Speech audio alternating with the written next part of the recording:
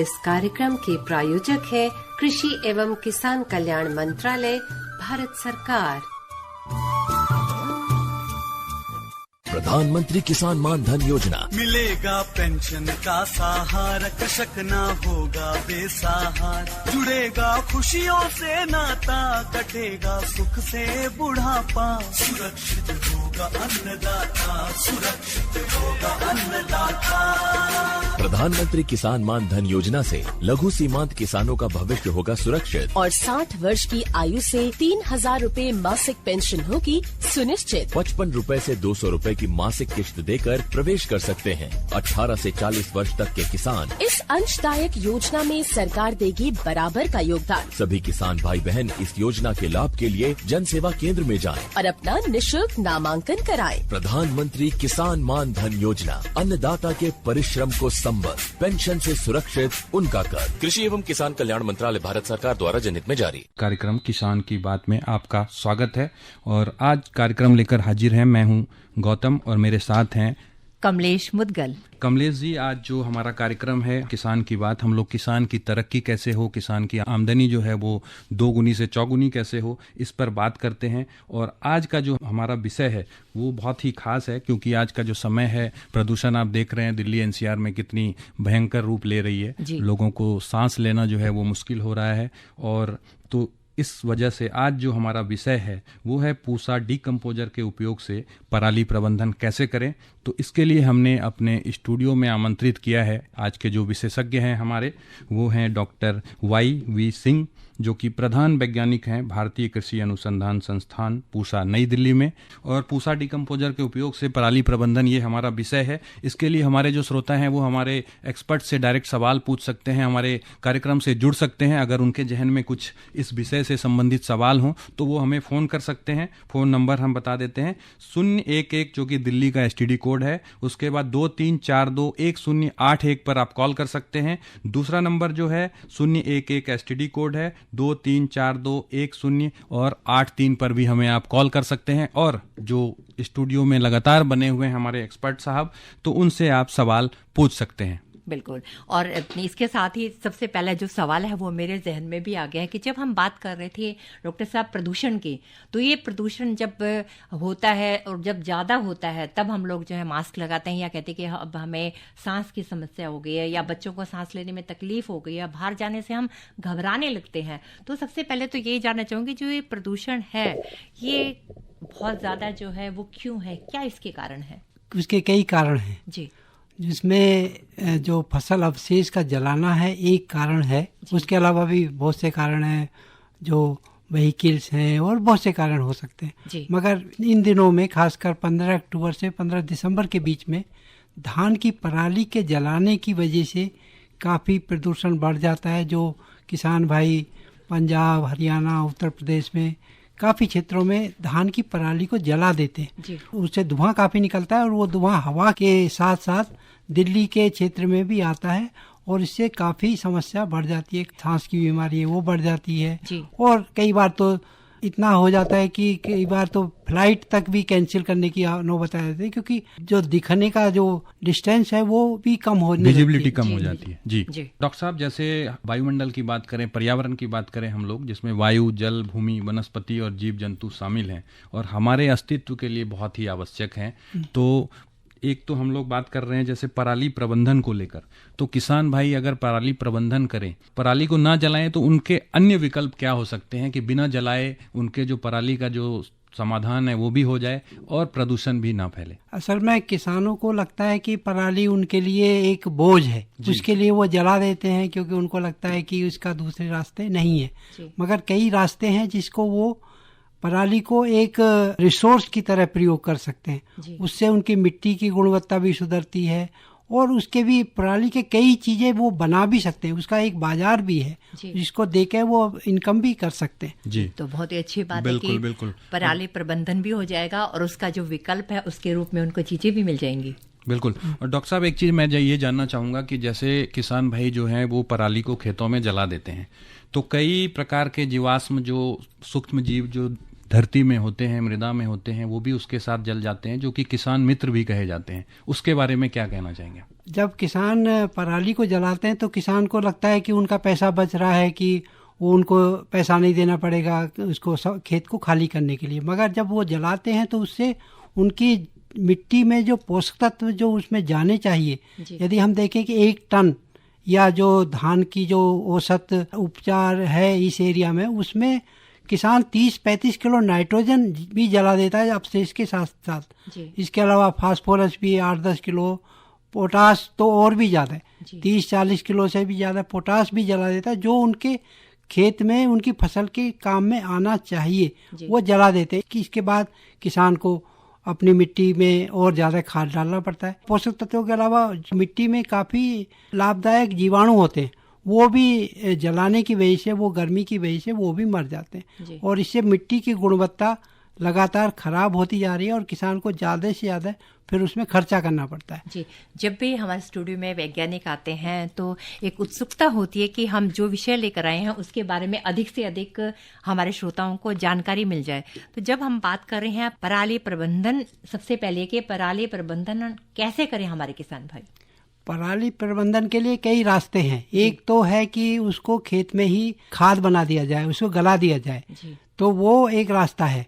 इसके अलावा और रास्ते हैं, जैसे जो खेत में ही उसको, आजकल मशीनें उपलब्ध हैं, जैसे एफपी सीडर है, सुपर सीडर है, जिससे वो खेत में ही उसको दबा देते हैं। इसके अलावा और भी हैं कि बेलर है, उससे वो उनके गट्ठर बना देते हैं, उनको भेज सकते हैं। कहीं काफ़ी क्षेत्र ऐसे हैं जहाँ पराली का बहुत बड़ा मार्केट है और उसको पशुओं को खिलाने के लिए और भी काम के लिए, इवन बिजली बनाने के लिए उसका प्रयोग हो रहा है। कई जगह खिलौने बनाने के लिए पराली के अवशेषों का प्रयोग होता है। इस तरह कई रास्ते हैं, मगर किसानों को पहले सोचना चाहिए कि उनकी मिट्टी की गुणवत्ता कैसे सुधरे। उसके लिए उनको पूसा डिकम्पोजर द्वारा उसको खेत में गलाने का सबसे आसान तरीका है और उसको सबको अपनाना चाहिए। जी बिल्कुल। और डॉक्टर साहब, जैसे आपने जिक्र किया पूसा डिकम्पोजर का, तो ये क्या है और कैसे किसान भाइयों को उपलब्ध हो सकता है, और इससे कैसे पराली प्रबंधन आसानी से किया जा सकता है? पूसा डिकम्पोजर जीवाणुओं का बना हुआ एक उत्पाद है, जिसमें काफ़ी 8 प्रकार के जीवाणु हैं, जो एक कैप्सूल के रूप में या पाउडर के एक उत्पाद के रूप में वो किसानों को उपलब्ध कराए जाते हैं। जी डॉक्टर साहब, मैं आपको रोकना चाहूंगी क्योंकि हमारे श्रोता जो हैं वो फोन लाइन पर हैं। सुनते हैं उनके क्या प्रश्न हैं। नमस्कार, स्वागत है कार्यक्रम में आपका। राम राम जी, नवल किशोर बोल रहा हूँ जी। राम राम जी, नवल किशोर जी, आपका स्वागत है कार्यक्रम में। और मेरा सवाल ये है, जब पराली पराली पराली करते रहते हैं, प्रदूषण प्रदूषण, पटाखे पटाखे पटाखे जी, पटाखों का तो समस्या का समाधान ये है कि मैन्युफैक्चरिंग बंद करवा दो। जी बिल्कुल। पराली जो है थोड़ा सा ये सही करे हमारे डॉक्टर साहब कि पराली को जलाना आसान समझती है किसान भाई हमारे, जला दो, काम खत्म करो, खेत के खेत में ही काम खत्म। उस पराली से सही कह रहे हैं कि कई ऑप्शन है, पैकिंग में काम आ सकता है वो पराली, बिल्कुल ठीक, उसको कट्टू बना सकते हैं, जानवर को भी खिला सकते हैं और उसको बेच भी सकते हैं। गोबर में इस पराली को मिक्स करके आग के लिए भी, जहाँ स्टीम बनता है, जहाँ बिजली उत्पादन होती है, वहाँ पे भी इसका सदुपयोग किया जा सकता है। बिल्कुल सही कहा आपने। और आप जैसे किसान मित्र अगर सुझाव देंगे और आप खुद ही जागरूक हैं तो इनसे एक और किसान भाई प्रेरणा ले सकते हैं। तो डॉक्टर साहब, हम लोग बात कर रहे थे, आज का जो हमारा विषय है पूसा डिकम्पोजर के उपयोग से पराली प्रबंधन।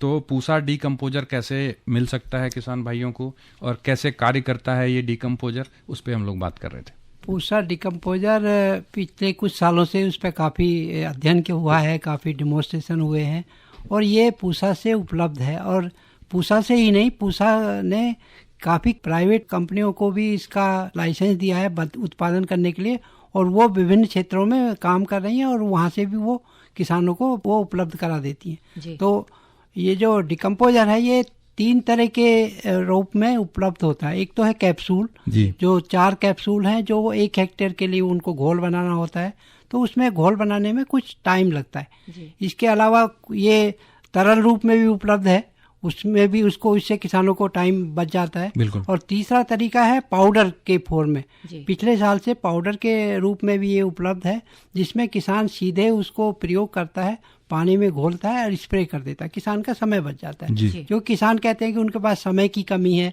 तो ये चीजें उनके जो स्थिति है उनके हिसाब से बनाया गया है। बिल्कुल। तो जब हम डिकम्पोजर की बात कर रहे हैं तो जो हमारी खेत की मिट्टी है उसके ऊपर इसका क्या प्रभाव पड़ेगा? जब हम पूसा डिकम्पोजर का प्रयोग करते हैं, स्प्रे करते हैं, उसका एक तरीका है, वो मैं बाद में बताऊंगा।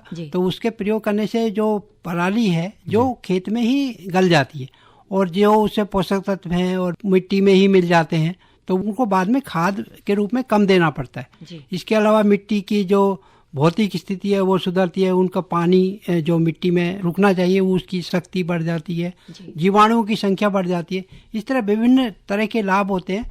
तो किसान भाइयों को पूसा डिकम्पोजर का प्रयोग करके बाद में जो मिट्टी की स्थिति सुधरती है उसको लगातार उनको सुधार होता जाता है। और वो कुछ किसान जो जैविक खेती करना चाहते हैं वो भी इसको प्रयोग कर सकते हैं। तो पूसा डिकम्पोजर जो है, इसके प्रयोग में किन सावधानियों को ध्यान में रखें किसान भाई?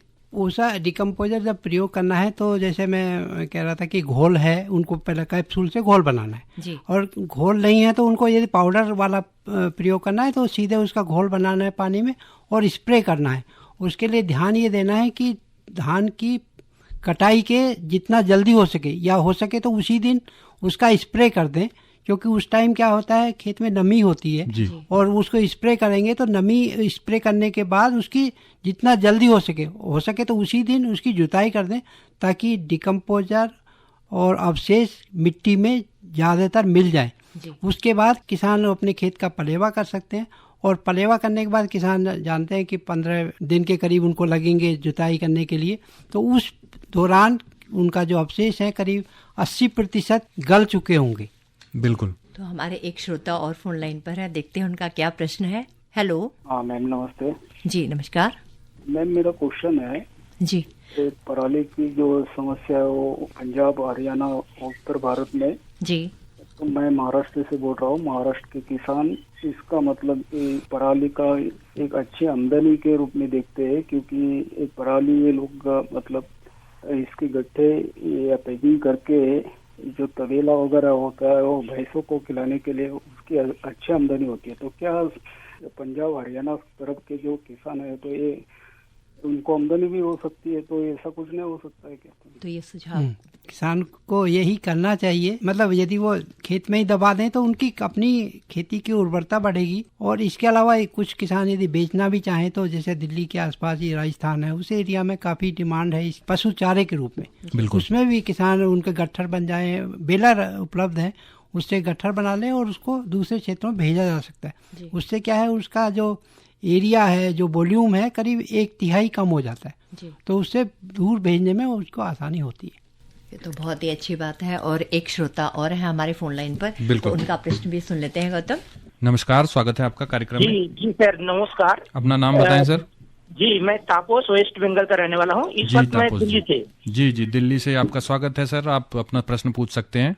मेरा सवाल है, जो डिकम्पोजर जो पाउडर का घोल बनाकर पराली में छिटाया जाएगा, तो वो पराली क्या इकट्ठा करके उसमें छिटाया जाएगा ना जमीन में पराली को बिछा कर उसमें छिटाया जाएगा? नहीं, इकट्ठा करने की जरूरत नहीं। इकट्ठा करने का तरीका अलग है। आप खेत में ही उसको जैसे कंबाइन से हार्वेस्टिंग करते हैं, उसके बाद खेत में ही फैला देते हैं, उसके बाद उसका स्प्रे करते हैं और उसके बाद जुताई कर देते हैं ताकि वो जितना हो सके मिट्टी में दब जाए। उसके बाद पलेवा करते हैं। तो इकट्ठा करने का तरीका अलग है कि आप इकट्ठा करके आपके पास खाली जगह पड़ा है तो वहाँ खाद बनाते हैं, वो अलग तरीका है। पर खेत में ही हमारा उद्देश्य ये है कि खेत में ही उसको गलाएं और ताकि उनकी मिट्टी की उर्वरता बढ़े। जी तो डॉक्टर साहब एक प्रश्न मेरे मन में और है कि जैसे कि हमारे किसान भाई पराली को जलाते हैं, तो जो जलाते हैं उससे क्या हानि हो सकती है, और जो पराली प्रबंधन जो आप बता रहे हैं डिकम्पोजर से, उसके क्या उनको फायदे मिल सकते हैं? हानि तो ये है कि उसके पोषक तत्व जो पराली में होते हैं, सारे पोषक तत्व हैं उसमें, नाइट्रोजन फास्फोरस पोटाश, वो भी जल जाते हैं। इसके अलावा जीवाणु, जो लाभदायक जीवाणु है, वो भी जल जाते हैं। तो इससे मिट्टी की जो अवस्था है वो खराब होती जाती है, और इसीलिए हम कहते हैं कि उसको मिट्टी में ही आप दबाइए, गलाइए और उसको जलाइए मत। जी और डॉक्टर साहब एक चीज़ और जानना चाहेंगे हम अपने किसान भाइयों की तरफ से कि जैसे अगर जैविक कृषि की बात करें तो पराली का विशेष महत्व है, इसे कैसे उपयोग में लिया जा सकता है अगर जैविक खेती को देखते हुए बात करें तो? आजकल जैविक खेती का काफ़ी इम्पोर्टेंस बढ़ रहा है, काफ़ी किसान भी कर रहे हैं। तो उसके लिए मिट्टी में जितना जीवाश्म या ऑर्गेनिक कार्बन होगा उतना ही अच्छा है, और उसके लिए ये अवशेष हैं उनको खेत में ही दबाना चाहिए, गलाना चाहिए। इससे मिट्टी की उर्वरता बढ़ेगी, उसमें ऑर्गेनिक कार्बन बढ़ेगा, तभी वो जैविक खेती कर सकते हैं। जी, तो एक श्रोता और है गौतम, सुनते हैं उनका प्रश्न क्या है। नमस्कार, स्वागत है आपका कार्यक्रम में। जी सर, मैं तापोस पुनोरे फोन कर रहा हूँ। मेरा एक सवाल और था। जी तापोस जी, स्वागत है आपका। जी, मेरा सवाल है जो पाउडर जो है, जो डिकम्पोजर के लिए पाउडर, वो बीघा पीछू कितना पाउडर लगेगा और इसका कीमत कितना होगा? डिकम्पोजर का जो पाउडर का पैकेट है 750 ग्राम का है और वो 1 एकड़ के लिए है। तो आप उसको यदि लेते हैं तो 1 एकड़ के लिए 200 लीटर पानी में उसका घोल बना लें और स्प्रे कर दें, और उसके बाद जुताई कर दें, और जुताई करने के बाद पलेवा कर दें। उसके बाद 15-20 दिन आपको जितना टाइम मिलेगा उसमें आपकी 100% तो नहीं, 70-80% आपका जो अवशेष है वो मिट्टी में गल जाएंगे। उसके बाद अगली फसल की बुआई में आपको परेशानी नहीं होगी। तपस्या आप बंगाल से, बंगाल में पहले ये समस्या जलाने का नहीं था, मगर अब वहाँ पे भी हो रहा है। उड़ीसा में सब पूरे जहाँ जहाँ कंबाइन की हार्वेस्टिंग हुई है वहाँ हर जगह पूरे देश में अवशेष को जलाने का प्रचलन बढ़ रहा है। तो ये एक समस्या खाली दिल्ली एनसीआर की नहीं है, ये पूरे देश की समस्या होती जा रही है। जी डॉक्टर साहब, आपने पहले एक जिक्र किया था हैप्पी सीडर का, तो हैप्पी सीडर पराली प्रबंधन को लेकर काफी सामने आता है, ये क्या है? और जैसे इसको अगर कोई किसान भाई खरीदना चाहे तो क्या कुछ सरकार के तरफ से अनुदान या सब्सिडी का भी प्रावधान है? निश्चित रूप से ये एक गवर्नमेंट उस पर काफी जोर भी दे रही है। हर राज्य में, खासकर पंजाब और हरियाणा, इनमें गवर्नमेंट इस पे काफ़ी अनुदान देती है। वो स्टेट गवर्नमेंट में किसान यदि खरीदना चाहें तो स्टेट गवर्नमेंट के एग्रीकल्चर डिपार्टमेंट में जाके संपर्क कर सकते हैं। उसके उनके अपने जो नियम है उनको आपको मानना पड़ेगा, और उसके हैप्पी सीडर और सुपर सीडर दोनों के लिए काफ़ी अच्छी सब्सिडी गवर्नमेंट से उपलब्ध होती है। उसके कंडीशन कुछ होती है कि आपको एक ग्रुप में होना चाहिए, और इस तरह सब्सिडी आपको मिल सकती है। उसका लाभ किसानों को लेना चाहिए। इससे किसान जो उनका एग्रीकल्चर डिपार्टमेंट उनके संपर्क में रहना चाहिए। जी। और अब एक छोटा सा अंतराल ले लेते हैं, उसके बाद बातों का सिलसिला जो है जारी रहेगा। बिल्कुल कमलेश जी। जोखिम से निकल कर फसल आए, सुरक्षित हो जाए,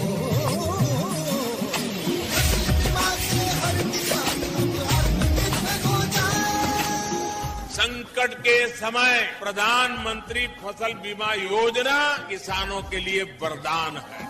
अब सूखा पड़े या बाढ़ आ जाए कोई डर नहीं, अब ओले पड़े या कीट पतंगे फसल खा जाए कोई फिक्र नहीं, क्योंकि हमने लिया है प्रधानमंत्री फसल बीमा। बुआई से फसल कटाई तक हर जोखिम का दावा, न्यूनतम प्रीमियम पर अधिकतम भुगतान का वादा। योजना से हर साल जुड़ रहे हैं 5 करोड़ से ज्यादा किसान। अब आपकी है बारी। नजदीकी कृषि कार्यालय, सहकारी समिति, बैंक शाखा, अधिकृत बीमा कंपनी या जन सेवा केंद्र में स्वेच्छा से करा सकते हैं पंजीकरण। फसल बीमा पोर्टल या फसल बीमा ऐप द्वारा भी कराया जा सकता है पंजीकरण। प्रधानमंत्री फसल बीमा योजना, आपकी फसलों का संपूर्ण सुरक्षा कवच। कृषि एवं किसान कल्याण मंत्रालय। अरे अरे अरे क्या कर रहा है? इधर इधर इधर हम बोल रहे हैं तेरे बीजू का। उतला बोल रहा है? पक्षियों से तो हम खेत को बचा लेते हैं, पर इन घातक रसायनों से कैसे बचाएं? मतलब? देख बेटा, तू जो ये अंधाधुंध रसायन मिलाता है ना, मिट्टी की सेहत बिगड़ने लगी है, और जब माटी ही कमजोर पड़ जाएगी तो उपज कैसे सेहतमंद होगी? अरे पहले ऐसा नहीं था, पूछना अपने बड़े बुजुर्गों से, कैसे फसल लहलहाती थी, शुद्धता झलकती थी। हाँ, माटी भी तंदुरुस्त और लोग भी। अब पहली वाली बात कहाँ? पर अब तो सभी डाले हैं। सब नहीं, आज भी लाखों जागरूक किसान परंपरागत विधि से फसल उगा रहे हैं। खर्चा कम और उपज की कीमत भी बेहतर पा रहे हैं। सच है? रे बेटे, एक्सपीरियंस से बता रहे हैं, धूप में बाल सफेद नहीं किए हैं। हाँ। ठीक है भाई, मैं भी आज से जैविक खेती शुरू करूंगा। माटी से प्रेम की परंपरा है परंपरागत खेती। एक छोटे से अंतराल के बाद पुनः आपका स्वागत है और डॉक्टर YV सिंह, प्रधान वैज्ञानिक, भारतीय कृषि अनुसंधान संस्थान पूसा, नई दिल्ली, हमारे साथ बने हुए हैं और विषय है हमारा पूसा डीकम्पोजर के उपयोग से पराली प्रबंधन। और हमारे फोन नंबर हैं 23421081, 23421083 और दिल्ली से बाहर के श्रोता 011 लगाना ना भूलें। डॉक्टर साहब, पूसा के अलावा अगर हमारे किसान और कहीं से डीकम्पोजर खरीदना चाहते हो तो कहाँ से खरीद सकते हैं? किसान भाई पूसा से तो ले सकते हैं, डाक से भी ये भेजा जा सकता है, मगर पूसा संस्थान ने काफ़ी प्राइवेट कंपनी को भी इसका बनाने का लाइसेंस दिया हुआ है, वो देश के विभिन्न क्षेत्रों में हैं जी। तो किसान भाई अपने क्षेत्र के आसपास जो सेंटर होगा उससे आप संपर्क कर सकते हैं। उसके लिए मैं आपको एक नंबर दे दूंगा ताकि आप उससे आपका क्षेत्र के आसपास जो भी आपको उपलब्धता का केंद्र होगा उस पर भी आप संपर्क कर सकते हैं। इसके अलावा आप पूसा से भी कभी भी आप डाक द्वारा भी उसको मंगा सकते हैं जी। और हमारे एक श्रोता और हैं फोन लाइन पर, गौतम, तो सुनते हैं उनका क्या प्रश्न है। बिल्कुल बिल्कुल, नमस्कार, स्वागत है आपका कार्यक्रम में। सर मैं करनाल से सुरेंद्र कपूर, वैसे दिल्ली में अब खेती बाड़ी वही है करनाल में। सर मैं ये पूछ रहा था, जैसे हमने अब ये जीरी कटाई में चल रही है तो इस पराली को कहाँ बिक्री के लिए कहाँ वो कर सकते? करनाल क्षेत्र में तो काफी बेलर उपलब्ध हैं, जो काफी लोग हैं, प्राइवेट लोग भी हैं, गवर्नमेंट की तरफ से भी उनको सपोर्ट दिया जाता है। बेलर जिनके पास है उनसे संपर्क कर सकते हैं ताकि उनका आपके खेत में जो पराली है उसका बेलिंग किया जा सके। बेलर मतलब गट्ठर बनाया जा सके और उसके आपके खेत से उनको बाहर निकाल सकते हैं और उसको बिक्री कर सकते हैं। काफी लोग हैं जो उनको बेल मतलब गट्ठर हैं उनको ले जाते हैं और उसका अच्छा पैसा किसान को देते हैं। तो क्योंकि आप दिल्ली में है इसलिए आपको शायद संपर्क नहीं होगा, मगर वहाँ काफी लोग हैं जो इनको लेने के लिए तैयार हैं जी। तो ये तो हमारे लिए बहुत ही खुशी की बात है कि हमारे किसान जो हैं जागरूक हो रहे हैं और जो उनके मन में प्रश्न आ रहे हैं वो आपसे प्रश्न पूछ भी रहे हैं। तो एक श्रोता हमारे और हैं फोन लाइन पर, गौतम, उनका प्रश्न भी सुन लेते हैं। नमस्कार सर, आपका स्वागत है कार्यक्रम में। जी नमस्कार सर, मैं सोनपाल बोल रहा हूँ फिरोजाबाद से। सर हमारा प्रश्न है, जो हमारे दुधारू पशु है हम लोग उसको पराली खिलाते हैं तो क्या उसमें कोई प्रभाव पड़ेगा? कई बार किसान सोचते हैं कि पराली जो चारा के रूप में इतना अच्छा नहीं है, मगर ऐसा नहीं है। किसान भाई सुरक्षापूर्ण करीब 30-40% पराली का प्रयोग कर सकते हैं। खाली अकेले पराली तो ठीक नहीं होगा, पराली के साथ वो हरा चारा मिला के और दूसरी चीजें मिला के उसको पशुओं को दें तो कोई नुकसान नहीं है, बहुत अच्छा है।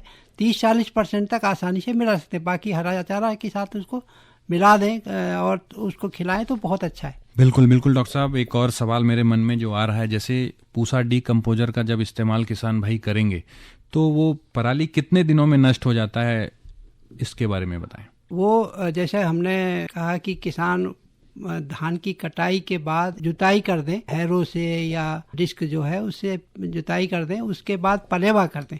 उसके बाद किसान को नवंबर के महीने में 15-20 दिन टाइम लगेगा खेत को जुताई की अवस्था में आने में। तो 15-20 दिन में वो करीब 80% के करीब उनका अवशेष गल चुका होगा। और जब जुताई कर देंगे तो उसके बाद किसानों की समस्या होती है कि हमारी अगली फसल कैसे बुआई होगी। तो 80% तक यदि गल जाता है तो वो खाद बन जाता है।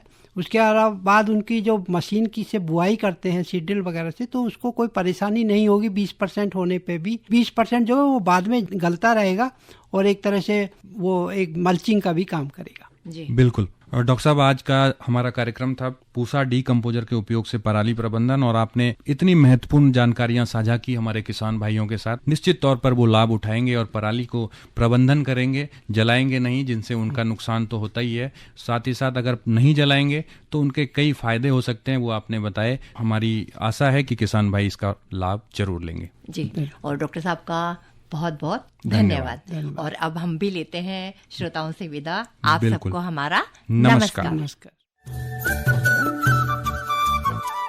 इस कार्यक्रम के प्रायोजक थे कृषि एवं किसान कल्याण मंत्रालय, भारत सरकार।